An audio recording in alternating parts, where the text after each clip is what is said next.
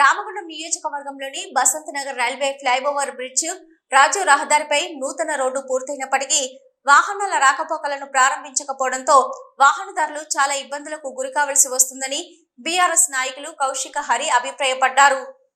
కౌశిక్ హరి తన కార్యకర్తలతో కలిసి సోమవారం మైసమ్మ గుడి వద్దకు చేరుకుని మైసమ్మ తల్లికి కొబ్బరికాయను కొట్టి మొక్కులను చెల్లించుకున్నారు. అనంతరం ఆయన మాట్లాడుతూ ఎన్నో ఏళ్లుగా రాజు రహదారి రైల్వే ఓవర్ బ్రిడ్జ్ పై సరైన రోడ్డు లేక వాహనదారులు ఇబ్బందులు పడుతుంటే గత ప్రభుత్వంలో కేటీఆర్ చొరవతో రోడ్డు నిర్మాణం చేయడం జరిగిందని, కానీ పూర్తయిన రోడ్డును కూడా ప్రారంభించకుండా ఇప్పుడు గెలిచిన పాలకులు నిర్లక్ష్యం వహిస్తున్నారని, దానివల్ల రాజు రహదారిపై వెళ్లే వాహనదారులు చాలా ఇబ్బందులకు గురవుతున్నారని, ఏదైనా ప్రమాదం జరగక ముందే వెంటనే ఈ రోడ్డును ప్రారంభించాలని, లేని పక్షంలో రోడ్డుకు అడ్డంగా పోసిన మట్టిని తొలగించడం జరుగుతుందని కౌశిక హరి తెలిపారు.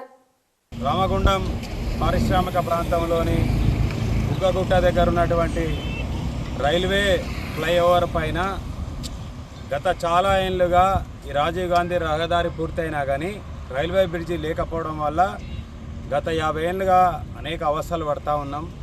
గౌరవ కేటీఆర్ గారు 2 ఏళ్ల క్రితం ఈ యొక్క ఓవర్ బ్రిడ్జి కోసం 2 లైన్లు ఇవ్వడం కోసం నిధులు ఇచ్చి పనులు చాలా పూర్తయిపోయినాయి.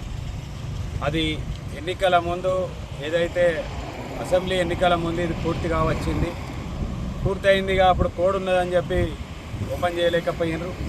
అయినా కూడా ఇవాళ అసెంబ్లీ ఎన్నికలు అయిపోయి 8 నెలలు కావస్తుంది. అయినా కానీ ఇక్కడ గెలిచినటువంటి ప్రభుత్వంలో ఉన్నటువంటి పాలకులకు కొద్దిగానన్న చిత్తశుద్ధి లేదు. ఈ ప్రాంత ప్రజల పట్ల ప్రేమ లేదు, అభిమానం లేదు. ఇవాళ ఇక్కడ నిత్యము ఒక 70-80 వేల వెహికల్లు అటు నుంచి ఇటు పోతూ ఉంటాయి. చాలా స్పీడ్గా ప్రయాణం అవుతూ ఉంటుంది. ఇక్కడ కర్వ్ ఉంది, బ్రిడ్జ్ ఉంది. ఇక్కడ 2 లైన్లల్లో 2 వరుసలల్లో వెహికల్స్ పోవడం వల్ల అనేక ప్రమాదాలకు గురైనాయి. ఇక్కడ మైసమ్మ తల్లి గుడి ఉంటుంది. మైసమ్మ తల్లి యాక్సిడెంట్లు అవుతున్నాయని చెప్పి మైసమ్మ తల్లి గుడి పెట్టినప్పటి నుంచి ఇక్కడ యాక్సిడెంట్లు తక్కువైనాయి. ఇవన్నీ ఏళ్ళు మైసమ్మ తల్లి ఇక్కడ ఉన్నటువంటి ప్రజల ప్రాణాలు యాక్సిడెంట్ కాకుండా కాపాడింది. ఇవాళ కేటీఆర్ గారు అనేక నిధులు ఇచ్చి వాళ్ళు బ్రిడ్జి పూర్తి చేసినా కానీ ఇప్పుడు గెలిచిన వాళ్లకు కొబ్బరికాయ కొట్టడానికి వాళ్ళకి తీర్పాటం లేదు. ఇది 4 నెలలు 6 నెలలు అయిపోతుంది. పూర్తి స్థాయిలో నడవడానికి రెడీ అయిపోయి ఉన్నా కానీ ఇవాళ వాళ్ళకు మంత్రులకో మరి ఎమ్మెల్యేలకో ముఖ్యమంత్రికో ఇది తీరిక లేదట.